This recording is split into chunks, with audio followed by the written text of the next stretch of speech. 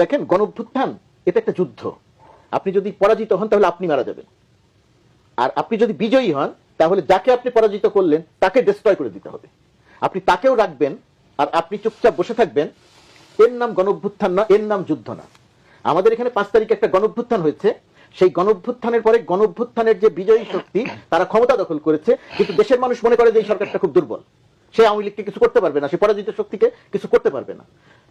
শুনতে অনেক নির্দয় মনে হতে পারে যে আমি এই ভাঙচুরকে সমর্থন করছি, এরকম মনে হতে পারে, কিন্তু আসলে বিষয়টা তা নয়। বিষয়টা হচ্ছে বিজয়ী শক্তির প্রমাণ দিতে হয়, শক্তির প্রমাণ। এটা কি সেই প্রমাণ? প্রমাণের একটা অংশ এটা তার দেয়া দরকার ছিল, এটা তার টিকে থাকার ব্যাপার। শেখ হাসিনা আবার এসে অথবা দেশের ভেতরে একটা অরাজকতা করে আবার সে ক্ষমতা দখল করবে, এরকম একটা চ্যালেঞ্জ নিয়ে শেখ হাসিনা সামনে এসেছে। জাহিদ ভাই যতই বলুক যে সেটা একটা বিনোদন, হ্যাঁ ওটা আমার কাছেও বিনোদন, আমিও এটা শুনি। শেখ হাসিনার অসহায়ত্বটা জাহিদ ভাই সুন্দর করে বলেছেন, আমি হয়তো ওই ভাষায় বলিনি, ওইভাবে চিন্তা করিনি। আমি পরে চিন্তা করে দেখলাম যে হ্যাঁ আমার কাছেও তাই, না হলে আমি ৩০-৪০ মিনিটের ওই বোগাস কথা কেন শুনবো? ওটা বিনোদন, আমি আনন্দিত হই এই কারণে। এই দানবীয় একটা শক্তি শেখ হাসিনা, তার যে পতন এবং পতনের পরে সে যে হাহাকার করে, এটা আমিও দেখতে চাই। ওই যে এরশাদকে যখন জেলে নেয় তখন আমরা খুশি হয়েছিলাম।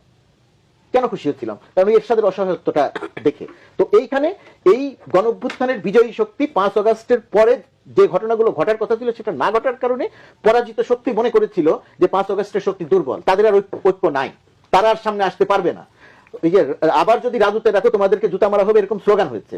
ধারণা করা হচ্ছিল যে রাজুতে ডাকলে আর কেউ আসবে না, কিন্তু ৩২ নম্বরের ক্ষেত্রে গিয়ে দেখা গেল যে রাজুতে না, যে কোনো ক্ষেত্রেই তারা যদি জনসম্পৃক্ত থাকে এবং স্বৈরাচারের এগেনস্টে, শেখ হাসিনার মতো এরকম দানবের এগেনস্টে তারা যদি কোনো একটা কর্মসূচি দেয়, তাহলে ছাত্র জনতা এখনো ঐক্য অটুট আছে এবং এখনো তারা সেখানে যায়। এটা দিয়ে সরকারের একটা শক্তিমত্তার প্রমাণ হয়েছে। কিন্তু যেটা করা দরকার এখন, এই যে বিভিন্ন জায়গায় আজকে হয়তো ২০টা জায়গায় আগুন দেওয়া হচ্ছে, এই যে ২০টা জায়গায় আগুন দেওয়া হচ্ছে, এই প্রক্রিয়াতে যদি আগুন দেওয়াটা থাকে সরকারকে যে জায়গাটাতে ভাবতে হবে।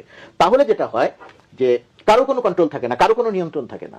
তার বাড়িতে কে আগুন দিল দেখা গেল যে খুঁজে পাওয়া লাগে না। আপনার বাড়ির সঙ্গে আমার শত্রুতা আছে, আমি একজনকে দিয়ে একটা করিয়ে দিলাম, সেটাকে মনে হবে যে ছাত্র জনতার কাজ, কিন্তু পরে খুঁজতে গেলে দেখা হবে যে ওই বাড়িতে আগুন দেওয়ার কথা ছিল না, কারো বাড়িতেই আগুন দেওয়ার কথা ছিল না। আগুন দেওয়াটাকে আমি সমর্থন করছি না, আমি বলছি যেহেতু আমাকে একটা চ্যালেঞ্জ দিয়েছে, যেহেতু আমার টিকে থাকার একটা ব্যাপার ছাত্র জনতার, সুতরাং এই জায়গাটাতে তাদের এই শক্তিমত্তার প্রমাণ দেওয়াটা দরকার ছিল। কারণ তারা বিজয়ী, তারা পরাজিত করেছে একটা শক্তিকে, গণ অভ্যুত্থানে রক্ত দিয়ে পরাজিত করেছে।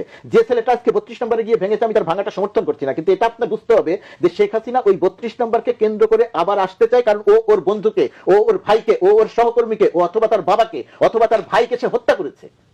ওই যে হত্যার যে যুদ্ধে থাকে, তার কাছে অত নীতি নৈতিকতা কাজ করে না। যুদ্ধের সামনে এগিয়ে যাওয়ার জন্য তার যেটা করা দরকার সে সেইটা করে। গণঅভ্যুত্থানে যারা নেতৃত্ব দিয়েছে, যারা মাঠে ছিল, আমি তো মাঠে থাকিনি, সাংবাদিক হিসেবে আমি মাঠে থেকেছি, আর ওরা আমি আমার অফিস থেকে দেখেছি কারণ বাজারে আমার